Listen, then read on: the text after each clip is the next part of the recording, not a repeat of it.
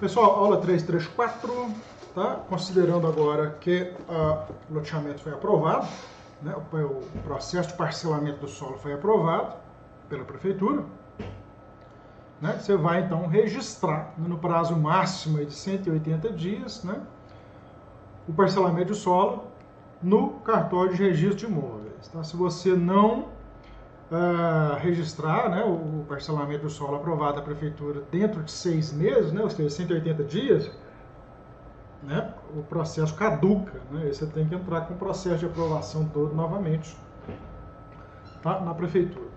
Tá, a documentação aí para você instruir o processo, tá, título de propriedade do imóvel ou certidão da matrícula, né, histórico dos títulos de propriedade de imóveis, abrangendo aí os últimos 20 anos, acompanhados dos respectivos comprovantes, né, certidão vintenária, né, e eventualmente aí, dependendo, né,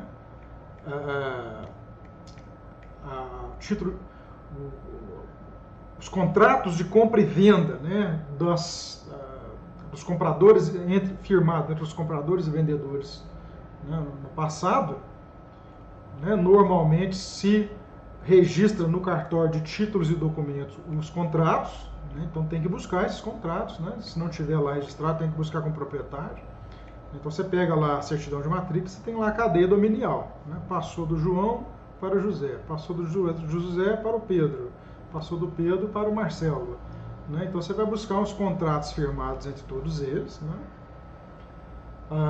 e apresentar, né, dos últimos 20 anos, e apresentar junto com o processo, tá? Certidões negativas, tá, de tributos, né, basicamente são CNDs de tributos estaduais, municipais, incidentes sobre o imóvel, tá? Tributos federais, estaduais e municipais. Né? Tributos federais aí, eu não sei que tributo federal que se aplicaria sobre um terreno, uma gleba nua, né? Municipal, se tiver em zona urbana, é o IPTU. O estadual, né, seria aí o ITR.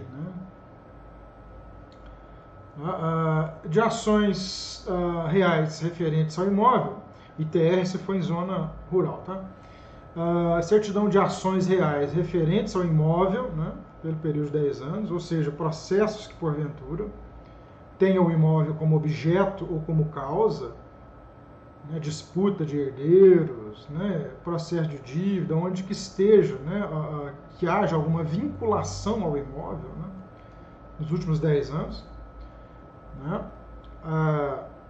de ações penais com respeito ao crime contra o patrimônio e contra a administração, uma certidão específica para isso. Ok? E certidões aqui, ó, no item, na linha 4, aqui, todas elas foram revogadas em função de mudança dos prazos, tá? Aqui tem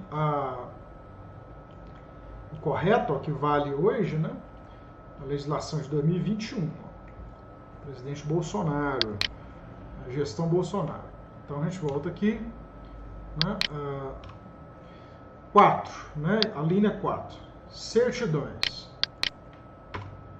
dos cartórios de protestos de títulos em nome do loteador pelo período de 5 anos anteriores, de ações cíveis relativas ao loteador, pelo período de 10 anos, agora não é mais sobre a gleba, é sobre o loteador, não é nem o dono da gleba, é o empresário loteador. Tá? Da situação jurídica atualizada do imóvel, né? A situação jurídica atualizada é o seguinte, por exemplo, o imóvel é herança, né? Então você tem lá o espólio, né? O espólio pode ter sido feito formal de partilha, ainda não ter sido registrado, né? Pode ser que ele ainda esteja sendo, o formal de partilha ainda esteja sendo desenvolvido, né? Redigido, né? Pode ser que ainda nem chegou nessa fase, né? O proprietário morreu e tem os herdeiros, né?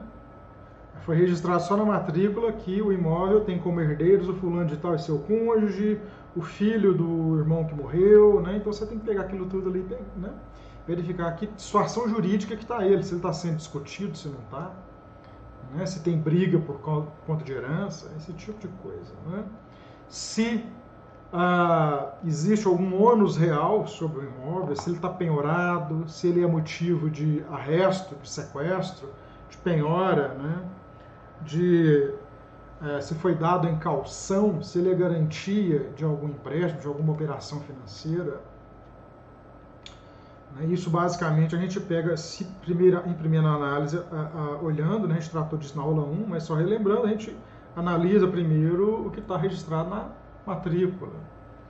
Né, depois verifica a situação de cada um, né, dos herdeiros, do atual proprietário, do proprietário antigo, das empresas deles, né, dos cônjuges. Né, eu pegaria tudo, eu falei para vocês na primeira aula. De ações penais também contra o loteador, né? Não é só ação civil, ação penal também, que possa ensejar indenização, né? Que possa ensejar pagamento de pecúlio para alguém, né? Isso é importante. Né? Eu pegaria não só da pessoa física, mas da jurídica também, né? Onde ele tem a sociedade, tá? Não esqueça disso. Tá? A linha 5, cópia do ato de aprovação do loteamento, né? Emitido pela prefeitura, e comprovante do termo de verificação, se for o caso, tá? Termo de verificação emitido pelo município ou pelo Distrito Federal, né? De verificação de obras que já estão implantadas no loteamento. Né? Pode ser que o cara já tem ali, já abriu, né? O loteamento ele foi aprovado, mas não foi registrado. Então, entre a aprovação, às vezes ele é clandestino, está querendo regularizar, às vezes ele foi implantado de forma irregular, está querendo regularizar. Pode ser que tenha obras, sim, lá, já executadas, ruas, né, avenidas, né, logrador público, ali, demarcação de lotes, redes de drenagem. Né? Então, a prefeitura, se for esse o caso, a prefeitura do Distrito Federal vai lá fazer uma vistoria e vai emitir um termo de verificação. Então, você precisa apresentar esse termo, se for o caso, né, junto com, instruindo, né, o processo de pedido de registro lá no cartório.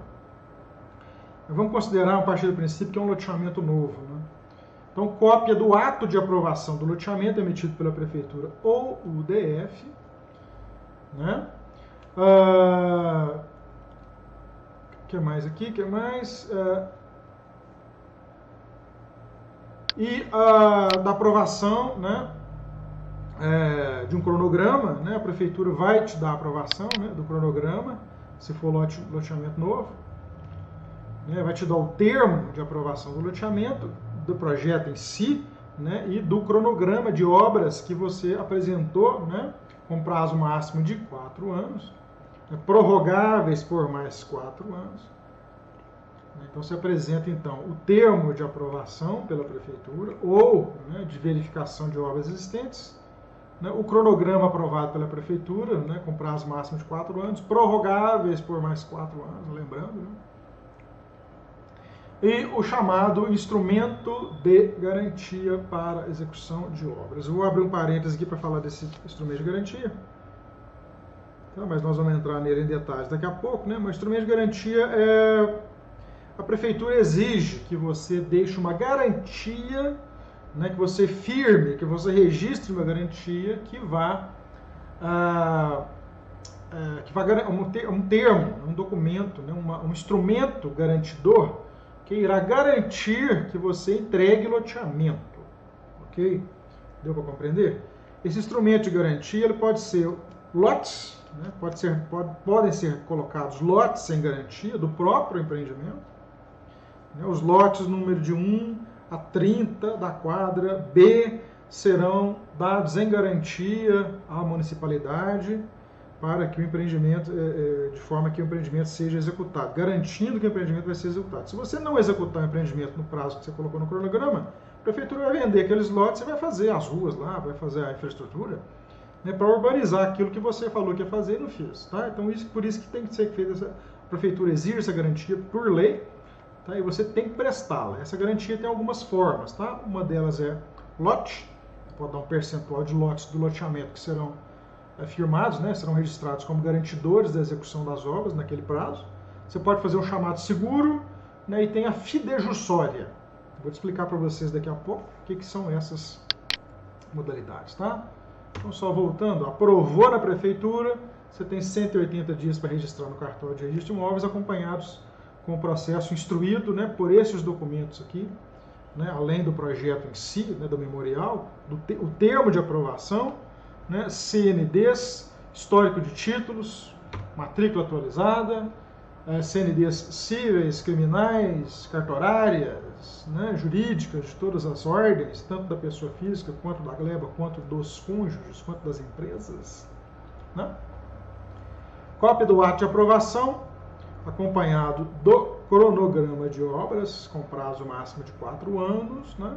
E o termo de garantia dentro dos termos da lei, permitidos pela lei. Né? Item 6 aqui, exemplar do contrato padrão de compra e venda do lote, tá? Do modelo. Tá? Você pode colocar lá um modelo. Esses lotes aqui vão ser vendidos assim, né? Dessa forma, né? Com entrada de tanto, parcela de tanto, né? De forma, é um modelo, tá? Ele não é rígido. Tá? Ok? Mas ele tem no mínimo lá a caracterização do comprador, do vendedor, né? Que lote que é. Você tem que registrar tudo no contrato. Né? O lote que está sendo vendido por fulano de tal é o lote número 6 da quadra B. Ok? Aí você vendeu o lote, o contrato é registrado, o cartório já toma ciência daquilo. Né? Você não pode vender o mesmo lote 2 vezes, né? Isso é crime. Né? Então o cartório, né, e a municipalidade se cerca de todos os cuidados para você não cometer esse erro, né, entre aspas. Né? A linha 7ª aqui, ó, declaração do cônjuge do requerente de que consente no registro do loteamento, tá? Se você for casado ou tiver união estável também, tá? Casado em qualquer regime, né, casamento, você tem que requerer, salvo o regime de separação total de bens, se você consultar um advogado, se isso é exigido também, tá? Mas é importante, né, que, né, o cônjuge, né, hoje, a relação estável hoje, né, ela tem amparo legal igualzinho o casamento, comunhão parcial de bens, tá? Então, qualquer companheiro que você tiver aí, né, tem que dar uma declaração que consente na aprovação do loteamento, tá? Os pedidos referidos nos incisos 3, a linha B, inciso 4º, a linha A e D, inciso 3, a linha B, né? Inciso 3, né? A linha B, de ações reais referentes ao imóvel, né? Perdão, aqui, ó, inciso 3, tá certo, ó, de ações reais referentes ao imóvel, né? E no 4º, né? No 4º, as linhas A e D, né? No 4º está aqui, ó, linhas A, cartório de protesto de títulos, e B, de ações cíveis, né? Os prazos estão ali, ó, aqui, ó, são de 10 anos, na linha B do inciso 3º, na linha A e B do inciso 4º, né? São 10 anos para a linha A e 10 anos para a linha B, né? Tomarão por base a data do pedido de registro, não do registro em si. Então, você pediu o registro, você recebe um protocolo com data. Então, a data retroativa, né, dentro daqueles prazos ali, tem que ser contada a partir daquela data. Né? Então, você imediatamente recebeu, né, o protocolo de pedido de registro, não o registro em si, mas o pedido de registro, naquele momento você já vai pedir lá as certidões, né? A partir daquele momento, de 10 anos anteriores, né, ao pedido a data do pedido de registro. A existência de protestos, de ações pessoais ou de ações penais, excetas aquela contra o patrimônio, né, não impede o registro do loteamento se o requerente comprovar que esses protestos ou ações não poderão prejudicar os adquirentes dos lotes. Como que se comprova isso? Né? Como que se comprova isso? Né? Se, por exemplo, vamos considerar uma hipótese aqui. A gente conversou sobre isso, mas vamos revisar aqui. Ó. Na primeira aula, né? Que existe uma ação de cobrança trabalhista, né, contra o loteador, né, o requerente aqui no caso. Né, o cartório chama de requerente, é quem está requerindo o registro lá. Então existe contra o requerente, entre aspas, loteador, né, ou o próprio dono da gleba, né, depende de quem vai pedir, né, ações de diversas ordens. Né, e essas ações têm como pena né, ou, né, reclusão, né, pena de cadeia mesmo, né, ou de multa ou pagamento de indenização, ou pagamento do valor da causa, né, quem perder paga. Né. E esse troço tem aí um valor de 1 milhão estimado na ação lá. Né. Se o requerente tiver um patrimônio de 100 milhões, né, esse 1 milhão não vai representar praticamente nada, pode ser que não interfira lá, né, no registro do imóvel. Né. Agora, se ele tiver um patrimônio só de 100 mil, 1 milhão, a justiça pode mandar depois, né, buscar, né. Aí você já vendeu o lote, vai buscar de quem? De quem comprou, né. Então isso aqui é uma questão complicada, né, de se interpretar. Né. Como que se estima, né, que as ações que estão sendo movidas contra o requerente não vão, né, ensejar depois, né, serem prejudiciais depois aos compradores de lotes lá na outra ponta, né? A pessoa que não tem nada a ver, pagou a entrada, está pagando o lote lá no futuro, né? Sai uma decisão judicial de um processo lá atrás, né? Que o requerente falou assim, não, isso aí não vai dar problema, não, eu tenho um patrimônio extra aqui, eu tenho dinheiro que eu posso pagar isso daí, então não vai, eu tenho outros bens. Né? Daqui a 10 anos a situação, né? 5 anos a situação pode ser a mesma, ele pode ter disposto de todos os bens dele, vendido tudo, e a justiça vai lá e vai buscar o lote da pessoa que está lá, já morando lá, né? Então é uma questão difícil, sugiro consultar um advogado para saber o que enquadra ou não nessa situação, né? O que pode ensejar ou não, né, lá na frente, né? Uma ação que possa, uma situação que possa prejudicar o adquirente. Né? Tem ações, né, que podem vir, né, acarretar prejuízo e outras que podem, mas existe uma forma de se fazer frente àquela despesa, àquela indenização, aquele custo judicial, que não venha interferir, né, no loteamento. Cada ação na justiça, cada esfera, criminal, trabalhista, civil, tem uma forma de ser conduzida. Né? Então é importante que um advogado faça essa análise dos processos, né, protestos, ações que estejam em nome do loteador ou do dono da gleba, né, ou de empresas, ou de cônjuges, né, dessas duas figuras, de forma a se analisar em cada uma das esferas, né, se for o caso, criminal, civil, trabalhista, né, se tributária, a tributária também pega, viu? Devendo imposto, a justiça lá na frente manda rolar e penhorar tudo. Né, um advogado vai saber falar qual que representa risco e qual não. Né? Muito bem. Aqui tem uma questão relacionada ao parcelamento popular, tá? Não vou entrar nisso não. A gente está aqui querendo buscar lucro, né? Atividade privada, atividade econômica com fins lucrativos. Né? Vamos lá? Vou passar para frente. Então tem uma questão importante aqui, ó. Muito bem. Aqui foi revogado, vou direto para o artigo 19 aqui, ó. O oficial do registro de imóveis, ou seja, o cartorário, examinada a documentação e comprovada em ordem, encontrada em ordem, perdão, deverá encaminhar comunicado à prefeitura falando que, né, o registro foi feito, né, e que irá publicar, né, o dono do cartório vai publicar, em resumo e com pequeno desenho da localização da área, um edital no jornal.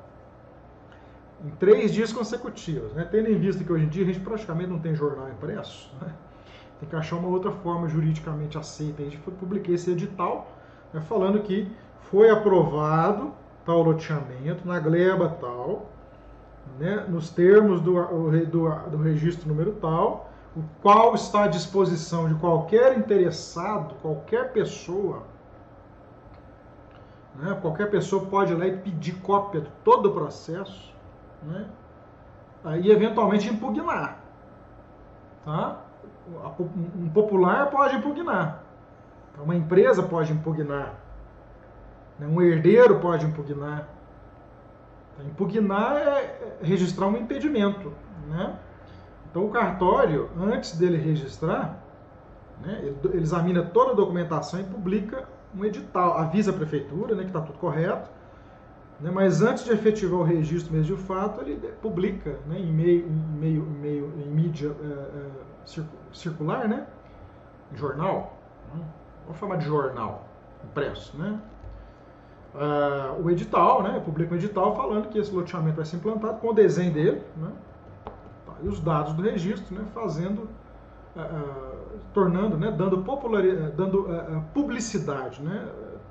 À sociedade, né? De uma forma geral, a implantação daquele empreendimento, de forma que, se alguém tiver algum impedimento, né, que faça a devida impugnação. Findado o prazo de 3 dias, né, das publicações, contam-se mais 15, né, de forma que dentro desses 15 dias, né, o interessado em impugnar tem que fazer, né, o registro da impugnação lá no cartório. Tá?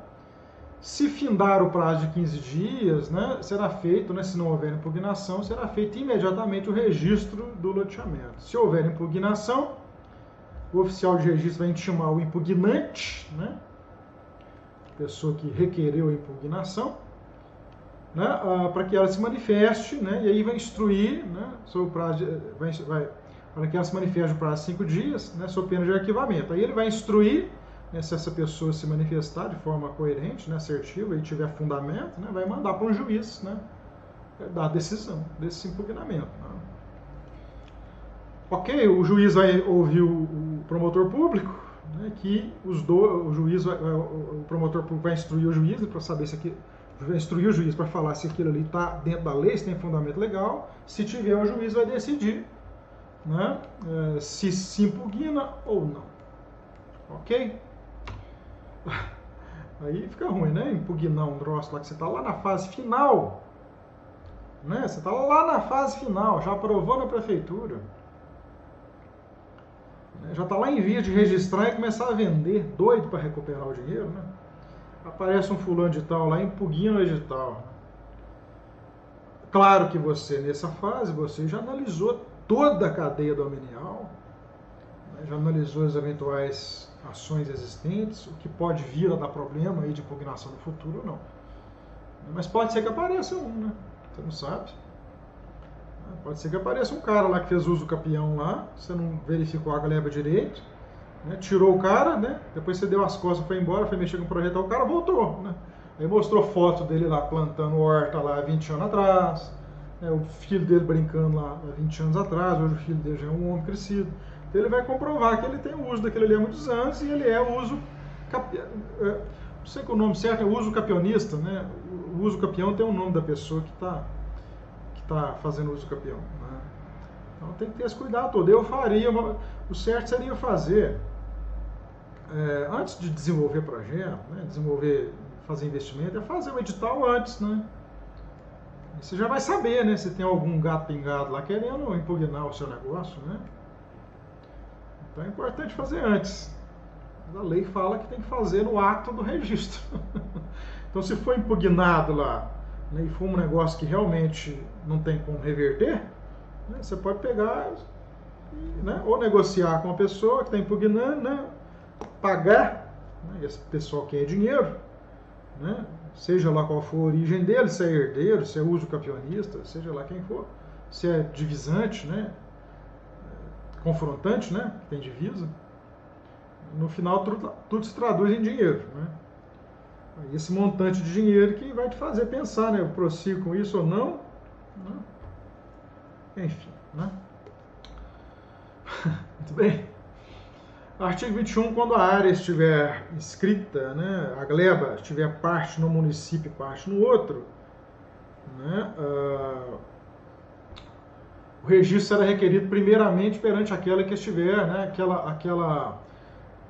aquela comarca imobiliária, né, cuja a maior parte da gleba, né, estiver localizada, né? Se tiver uma gleba que está na divisa entre 2 municípios, né, você vai fazer o registro primeiro, né, naquele município onde a maior parte da gleba está inserida, né? Isso não te impede de fazer o pedido lá no outro cartório também não, tá? Ok? O indeferimento do registro do loteamento em uma circunscrição, ou seja, em um município, não determinará o cancelamento do registro procedido em outra, tá? Se o motivo de indeferimento naquela não se estender à área situada sob competência daquela outra, né? Muito bem. Artigo 22, desde a data de registro do loteamento, passam a integrar né, de propriedade do município, né, as vias e praças, os espaços livres e as áreas destinadas a edifícios públicos e outros equipamentos. Ou seja, se a prefeitura quiser começar a cobrar IPTU, taxa de limpeza urbana, apesar de não ter nada lá ainda, né, nem sei se tem legislação que permite a prefeitura fazer isso não, tá? Mas a prefeitura, a rigor, sendo proprietária já a partir do registro, não a partir do loteamento pronto, né, a partir do registro, se ela quiser, né, e não tiver lei impeditiva, já pode cobrar imposto, né? Pode cobrar imposto. Vai cobrar imposto de quem? De você loteador, né? Vai cobrar imposto do loteador. Tem de tudo nessa vida, viu, gente? Tem de tudo. O prefeito pode cismar de querer cobrar. Se não tiver lei impeditiva para isso, ele pode cobrar IPTU, né? Já passou para a propriedade dele, o logradouro público, né? A praça, né? Ele pode cobrar de você IPTU mesmo sem ter tido passado lá uma máquina, né? Um trator para tirar, para abrir uma rua, né? Então tem que olhar isso daí também, né? Pode ser inconstitucional? Pode. Pode ser contra a legislação? Pode, né? O IPTU ele é feito para se limpar a via, né? O imposto IPTU, o recurso dele é para isso. É para se manter, né, em bom estado de uso e conservação a via pública, né, a pavimentação, né, o dispositivo, o equipamento público que for, né, necessário, né, que tiver dentro daquela área, né, para fazer a coleta de lixo. Se a prefeitura te cobrar isso e não fazer nada disso, né, você pode entrar com ação na justiça aí pedindo, né, reparação financeira, né. Parágrafo único aqui, ó. Na hipótese de parcelamento do solo implantado e não registrado, ou seja, ele é clandestino, né, o nome técnico para isso é clandestino. Clandestino não, clandestino é quando você nem aprova na prefeitura e nem faz registro imobiliário. Ele está lá, ninguém sabe que ele existe, só quem mora lá e quem já passou por lá. A prefeitura tem desconhecimento dele, o cartório também. O irregular é quando você aprova na prefeitura, mas não faz o devido registro, né? Então aqui cabe, né, uma regularização disso perante o cartório, né? O município, então, ele vai exigir que você registre isso no cartório para poder cobrar. Então a prefeitura pode, então, né, exigir, né, que se repasse para ela, né, as áreas que foram implementadas lá e que deveriam ser transferidas para a municipalidade, tá? Ok? Onde que eu estava? Artigo 23. O registro do loteamento só poderá ser cancelado por decisão judicial, né, a requerimento do loteador com anuência da prefeitura, né, quando for o caso, enquanto nenhum lote tiver sido vendido. Tá? O requerimento conjunto do loteador de todos os adquirentes de lotes com anuência da prefeitura ou do DF, quando for o caso, e do Estado. Ok? Então você pode cancelar o registro. Desde que você não, desde que seja por decisão judicial, né? Você não, né? O cartório pode suspender o registro, pode cancelar o registro, mediante, né? Desde que o juiz mande fazer isso, o juiz, né, do judiciário, né? Também há requerimento do próprio loteador, se ele não tiver vendido nenhum lote, e um requerimento conjunto do loteador de todos os adquirentes de lotes, com anuência da prefeitura ou do DF, quando for o caso, e do Estado, né? A prefeitura, parágrafo 1º, 2º e 3º aqui, ó. A prefeitura,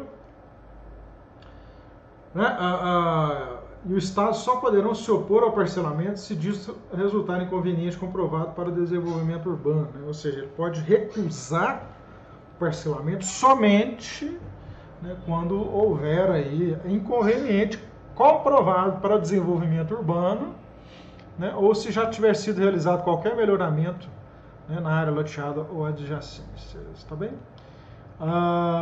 Nas hipóteses do inciso 2º e 3º, o oficial do cartório fala publicar em resumo edital do pedido de cancelamento, mesmo processo, né, lá do registro, né, do edital a ser publicado no registro. podendo este pedido, né, de ser impugnado dentro de 30 dias a contar da data da publicação. Muito bem, a homologação do que trata o parágrafo anterior, né, ou seja, cancelamento, né, deverá ser precedido de vistoria judicial destinada a comprovar a inexistência de adquirentes instalados na área loteada. Certo? Então o juiz vai mandar um perito lá, sabe-se lá Deus quando, né? Tem processo de perícia que a gente faz aí que tem mais de 10 anos, né? Então, isso aí entrou nessa esfera aí, você pode saber que pode sentar e esperar. Né? Artigo 24, o processo de loteamento e os contratos de depositados em cartório, né? O texto da lei também é cheio de erros de português, né? O processo de loteamento, leia-se, o processo de instauração do pedido de registro do loteamento, né? E os contratos depositados em cartório, leia-se, contratos de compra e venda já firmados, né, poderão ser examinados por qualquer pessoa a qualquer tempo, independente do pagamento de custas ou emolumentos, ainda que a título de busca. Né? Pode ser que o advogado lá da ex-mulher do loteador vai lá e peça os contratos, né? Mostra para o juiz que ele está recebendo pagamentos pelos lotes e não declarou isso no processo de separação. Aí pronto, né? Pode ser que um credor dele, né? O advogado de um credor, né? Para quem o loteador deve, foi lá e pediu, né? Vamos então transferir o pagamento aqui desse cliente aqui para a conta do credor, do loteador. Essas coisas acontecem, viu, gente? Decisão judicial aí é uma caixinha de surpresa, mas pode sim, tá, que você é loteador, você vendeu o lote, você vai receber o lote aí em parcelas ou à vista, né? Tá tudo registrado lá no cartório, tá? Cada contrato de venda que você faz individual com uma pessoa que comprou um lote, ele tem que ser registrado lá, e nesse contrato tem a forma de pagamento. Então, se tiver credor, se tiver ex-mulher, se tiver processo trabalhista, né, pode ir lá e buscar. Tá recebendo parcelado? Pois bem, o juiz gosta muito de escrever assim, né? Pois bem, transfiro o fluxo de caixa de pagamento do lote 3 da quadra C para o credor tal, até que seja cumprida toda a obrigação originada pela sentença tal. Né? Tem que ter cuidado, né? Você nota aí, ó, artigo 24. Qualquer pessoa, precisa nem pagar, pode chegar lá e examinar todo o processo, inclusive os contratos de compra e venda. Advogado de ex-mulher é bom para fazer isso, viu? Vamos passar aqui então para o trecho, próximo trecho, né? Trecho 5, né, do nosso curso, da aula 3, falando sobre as questões técnicas de projetos, ok?